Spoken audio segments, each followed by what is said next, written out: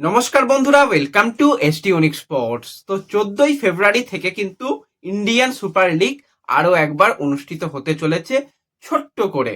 কারণ যে দীর্ঘ লিগ আমরা দেখে এসেছি, সেই লিগ আর এই বছরের লিগের মধ্যে আকাশ পাতালের তফাৎ রয়েছে। তো সেই জায়গাতে ইস্ট বেঙ্গল কিন্তু আমরা দেখেছি এই সিজনটায় বিশেষ করে ডমিনেট করছে। সেখানে ডুরান্ড কাপে তারা সেমিফাইনাল, আইএফএ শিল্ডের ফাইনাল, এমনকি সুপার কাপেও ফাইনাল পর্যন্ত চোখে চোখ রেখে লড়াই করেছে। যেই ইস্টবেঙ্গল একটা ম্যাচের পরের ম্যাচেই হোঁচট খেত, সেই ইস্টবেঙ্গল কিন্তু ঘুরে দাঁড়িয়েছে অস্কার ব্রুজনের আন্ডারে। এবং অস্কার ব্রুজন আসার পর থেকে ইস্টবেঙ্গল অন্তত জয়ের রাস্তায় হাঁটছে, যেটা বাদবাকি কোচেরা সেইভাবে ধারাবাহিকতাভাবে করাতে পারেনি। তো এই ইস্টবেঙ্গল দল কিন্তু এই যে উইন্টার উইন্ডোতে বেশ কিছু পরিবর্তনের কথা ভাবছে। অলরেডি কিছু আমরা দল থেকে বেরিয়ে যেতে দেখেছি, কিছু প্লেয়ারকে কিন্তু দলে আসতেও দেখবো। তো ইস্ট বেঙ্গল স্কোয়াডটা কিরকম রয়েছে, বেস্ট প্লেইং ইলেভেন কিরকম রয়েছে, কোন প্লেয়ারদের কোন পজিশনে প্রয়োজন এখনো রয়েছে, সমস্তটা নিয়েই আলোচনা রয়েছে এই ভিডিওতে। ইন্টারেস্টিং ভিডিও হবে, শুরু থেকে শেষ পর্যন্ত দেখো। ভিডিও ভালো লাগলে লাইক শেয়ার করে দিও, আর যারা চ্যানেলে প্রথমবারের জন্য এসেছো মনে করে চ্যানেলটাকে সাবস্ক্রাইব করে নিও, তাহলে প্রিয় দলের খেলার সমস্ত আপডেট তোমরা এখানে পেয়ে যাবে। তো চলো আর দেরি না করে ভিডিও শুরু করা যাক।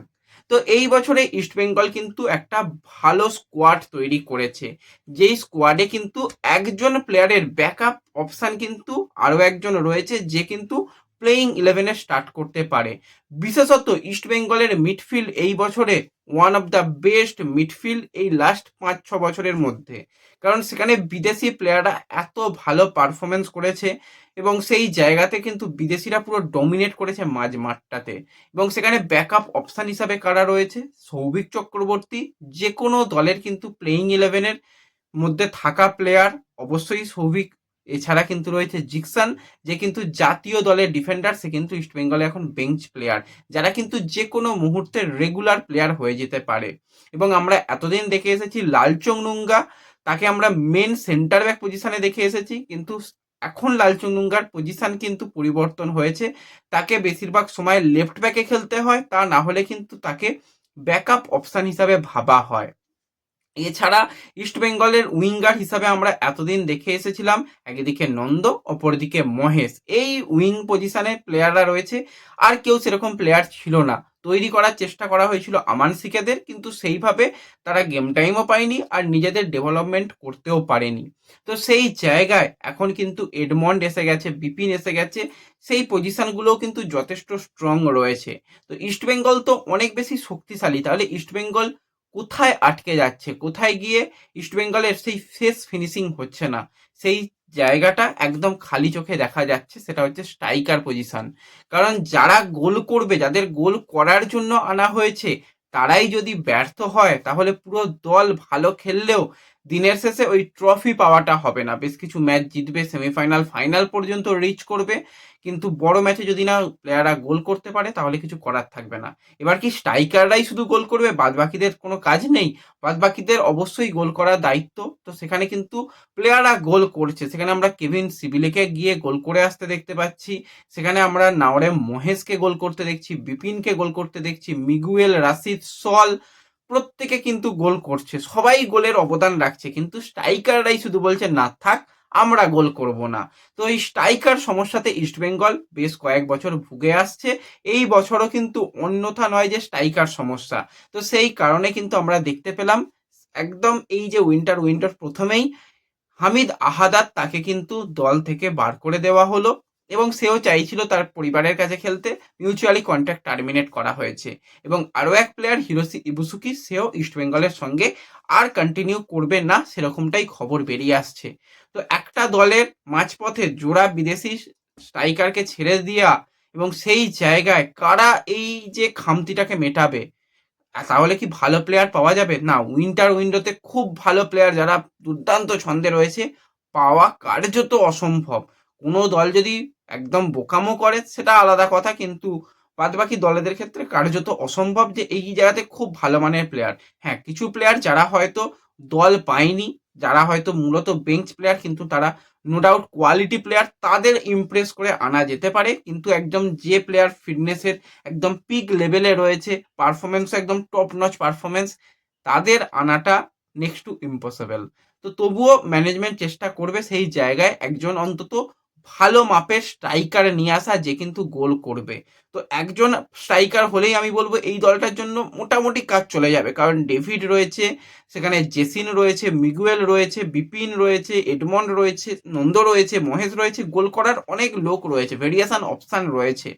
এবার একজন স্ট্রাইকারকে নিলেও সে যদি ইনজিওর্ড হয়ে যায়, সেই জায়গায় মূলত ইন্ডিয়ান স্ট্রাইকারকে দিয়ে খেলাতে হবে। তো সেই জায়গায় দুজন বিদেশি যদি স্ট্রাইকার নেওয়া হয়, তাহলে জোড়া বিদেশি স্ট্রাইকারও কিছু ম্যাচ খেলা যাবে, কিছু ম্যাচে ব্যাকআপ অপশান হিসাবেও থাকতে পারবে। আমি তো বলবো যদি একদম ঠিকঠাকভাবে প্লেয়ার নিতে হয়, তাহলে একজন যদি বিদেশি স্ট্রাইকার, যে কিন্তু একদম বক্স স্ট্রাইকার হবে, এবং আরও একজন কিন্তু ভার্সেটাইল প্লেয়ার, যে সেকেন্ড স্ট্রাইকার পজিশনে খেলতে পারবে, প্রয়োজনে অ্যাটাকিং মিডিও পজিশনেও খেলতে পারবে। মিগুয়েল এই দলের মেন চালিকা শক্তি। মিগুয়েল যদি ইনজিওর্ড হয়ে যায়, মিগুয়েল যদি কার সমস্যায় ভোগে, তো সেই জায়গায় কে খেলবে? মহেশ, হ্যাঁ মহেশ খেলে দিতে পারে, কিন্তু একজন বিদেশি প্লেয়ারের কোয়ালিটি, বিদেশি প্লেয়ারের সঙ্গে আমাদের ইন্ডিয়ান প্লেয়ারদের কখনোই তুলনা করা উচিতই নয়, কারণ আমরা রয়েছি 146-এ, সেখানে আমরা তুলনা করব বিদেশিদের সঙ্গে?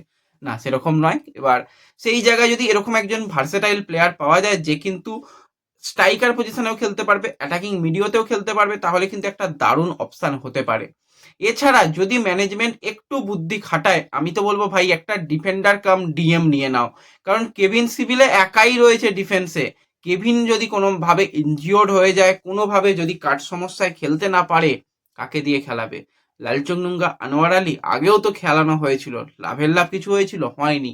তো সেই জায়গাতে কেভিন সিভিলের ব্যাকআপ অন্তত একজন প্রয়োজন, যে কিন্তু ঠিকঠাক ব্যাকআপ দিয়ে দিতে পারবে, এবং সল বা রাশিদ তাদেরও ব্যাকআপের একজন যদি থাকে তো ভালো হবে, না হলেও অসুবিধা নেই, কিন্তু এই রকম একজন প্লেয়ার হলে অন্তত ভালো হয়। এই যে দুটো জায়গায় পজিশনটা প্রথম থেকে ইস্টবেঙ্গল এরকম করে ফেলেছে, মাঝে মাঠে তিনজন প্লেয়ারকে নিয়ে যারা ডিফেন্সে খেলতে পারে না। সলকে ডিফেন্সে হ্যাঁ ওই চালিয়ে দিতে পারে, কিন্তু 90 মিনিট সল ডিফেন্ডার হিসাবে খেলতে পারবে না, সেক্ষেত্রে 3 ডিফেন্সে যেতে হতে পারে। তো যদি এরকম প্লেয়ার পাওয়া যায়, তাহলে কিন্তু দলটা ভালো হবে। এছাড়া আমি তো বলবো যদি একটা ভালো গোলকিপার পাওয়া যায়, গিলকে আমি খারাপ বলবো না, আমরা সবাই খারাপ, তো তবুও গিল একদম শেষ এন্ড প্রোডাক্টে গিয়ে একটু হলেও যেন তাকে সেকি মনে হয়, কারণ এখনো পর্যন্ত কোনো পেনাল্টি শুট আউটে গিল যে ব্রিলিয়ান্ট পারফরমেন্স করে দিয়েছে, হয়নি। সেখানে গোলকিপারদের বাঁচানো কাজ তো সেটা পারছে না। ভিসাল যেরকম দেখা যায় যে দুর্দান্ত গোলকিপিং করছে, অ্যালবিনো গোমস একজন দুর্দান্ত গোলকিপার, এছাড়া গুরপ্রীত রয়েছে, তারপর যদি আমরা নর্থ ইস্টের দিকে তাকাই, গুরমিত রয়েছে, তারা যেরকম কনফিডেন্স আনতে পারে, সেটা কিন্তু ভিসালের মধ্যে দেখা যায় না। তো যদি ওড়িশা উঠে যায়, তো আমরিন্দার কিন্তু একটা অপশান হতে পারে একজন ব্যাকআপ গোলকিপার হিসাবে, কারণ দেবজিৎ মজুমদারও বয়সটা অনেকটা হয়ে গেছে, তাকে আর ভবিষ্যতে হয়তো ভাবা হবে না। তো একজন ব্যাকআপ গোলকিপার হলে খুবই ভালো হয়। এছাড়া ইস্টবেঙ্গলে কিন্তু সব থেকে সমস্যার জায়গা একটা পজিশনে রয়েছে, জানো সেটা কোথায়? Right back. মোহাম্মদ রাকিবের ব্যাকআপ অপশান কেউ নেই।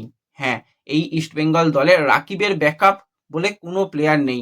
লেফট ব্যাকের দিকে তাকালে সেখানে জয়গুপ্তা রয়েছে, সেখানে প্রভাতকে খেলানো যেতে পারে, প্রভাত লেফট ব্যাক পজিশনে খেলতে পারে, লালচুংনুঙ্গা খেলতে পারে, কিন্তু রাইট ব্যাকে প্রভাত ওই খেলে দিতে পারে, পারফেক্ট রাইট ব্যাক নয়। সেখানে হয়তো অনভিজ্ঞ সুমন দে, যে কিন্তু রিজার্ভ টিমে ভালো খেলেছে, তাকে হয়তো রাইট ব্যাকে ব্যাকআপ ভাবতে পারে, কারণ সেই জায়গায় বিক্রম প্রধান, সেও লেফট ব্যাক, সেও যদি রাইট ব্যাক হতো আমি বলতাম হ্যাঁ বিক্রম প্রধান ভালো খেলছে। সেখানে একটা রাইট ব্যাক প্লেয়ার লাগবে, রাইট উইংয়েরও প্লেয়ার ইস্টবেঙ্গলের কাছে নেই, তো সেই জায়গায় একজন রাইট উইং প্লেয়ারও কিন্তু ইস্টবেঙ্গলের লাগবে। তো ওভারঅল কিন্তু ইস্টবেঙ্গলের এই জায়গাগুলোতে প্লেয়ার লাগবে। আর আমরা যদি ইস্টবেঙ্গলের বেস্ট 11 নিয়ে কথা বলি, ইন্ডিয়ান সুপার লিগের নিয়ম অনুযায়ী 4 বিদেশিকে ফার্স্ট 11-এ খেলানো যায়।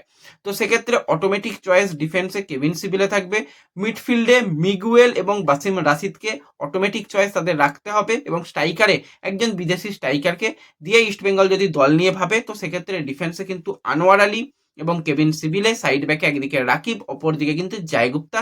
4 ডিফেন্স, মাঝ মাঠে কিন্তু জিকসানকে নিয়ে আসতে হবে যদি 4জন বিদেশিকে ফার্স্ট 11-এ ইস্টবেঙ্গল খেলাবে ভাবে। তো সেক্ষেত্রে জিকসান, তার সাথে রাশিদ এবং মিগুয়েল, তারা মাঝমাঠ সামলাবে। আপফ্রন্টে বিপিন রয়েছে, এবং তার সাথে থাকবে সেই পজিশনে কিন্তু নাওরেম মহেশ, এবং স্ট্রাইকার পজিশনে যে প্লেয়ার আসবে তাকে দিয়ে ব্যবহার করা যেতে পারে। এবার যদি ইস্টবেঙ্গল মনে করে যে না আমরা আপফ্রন্টে ইন্ডিয়ান স্ট্রাইকারের উপর ভরসা করব, তো সেক্ষেত্রে ডেভিডকে প্রথম থেকে ফার্স্ট 11-এ খেলিয়ে মাঝমাঠে কিন্তু জিকসানের পরিবর্তে সেখানে সল রয়েছে, রাশিদ রয়েছে এবং মিগুয়েল, তারা মিডফিল্ডে খেলুক। আপফ্রন্টে পুরোটাই ইন্ডিয়ান আপফ্রন্ট খেলুক এবং ডিফেন্স লাইনে কেভিন সিভিল, আনোয়ার আলীকে দিয়ে কাজ চালাতে হবে। তো ইস্ট বেঙ্গলে কিন্তু খামতির জায়গা অনেকটা রয়েছে, কিন্তু এটাও মাথায় রাখতে হবে এই 4 মাসের লিগে কিভাবে প্লেয়ার পাওয়া যাবে, ঠিক কি কি অপশান ইস্ট বেঙ্গল তুলতে পারবে। চাপের ব্যাপার, কিন্তু অসম্ভব নয়। যদি একটু খরচা করা যায় তাহলে হয়তো বা হতে পারে। সেই দিকেও আমাদের নজর থাকবে যে শেষ পর্যন্ত ইস্টবেঙ্গল এই খামতির জায়গাগুলোকে মেটাতে পারে কিনা, এবং ইস্টবেঙ্গল একটা বেস্ট প্লেয়িং 11 তৈরি করে এবারের আইএসএল এর সব থেকে সেরা দল হওয়ার জন্য, লিগ সিল্লে লড়াই করার জন্য ইস্টবেঙ্গল পারে কিনা সেই দিকেও আমাদের নজর থাকবে। তো তোমরা তোমাদের মতামত জানিও যে ইস্টবেঙ্গলের কোন কোন পজিশনগুলো এখনো উইকনেস রয়েছে, সেখানে কোন প্লেয়াররা এলে ভালো হবে, সেটা কিন্তু আমাকে কমেন্টে জানাতে কেউ ভুলো না। ভিডিও ভালো লাগলে লাইক শেয়ার করে দিও, চ্যানেলে প্রথমবারের জন্য এলে সাবস্ক্রাইব করে নিও। দেখা হবে পরবর্তী ভিডিওতে। ধন্যবাদ।